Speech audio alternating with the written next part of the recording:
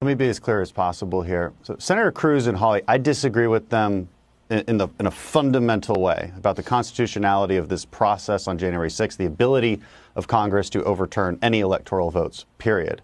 But let's be very honest. Senator Cruz and Senator Hawley were not hyping up January 6th.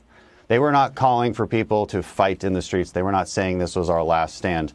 That being said, many members of Congress did do that. Many commentators did do that. Many in the media have been doing that for the last few weeks, constantly saying this is our time to fight. And let me tell you something very clearly. They've been lying to people. They've been lying to millions. They've been lying that January 6th was going to be this big solution for election integrity. It never was going to be. I mean, 2 hours of debate, forced 2 hours of debate, that was just some time for some opportunistic politicians to get 5 minutes of time on the floor. It was never going to solve anything, and it was always unconstitutional. You have to have these hard battles won at the state level. That's where the hard work is done. That's how you solve the important question of election integrity. And they lied to people and they said, go fight. Go fight because everything's on the line. That's what they said. And when people fought, they came to fight, and then they fought Capitol Police, and now people are dead.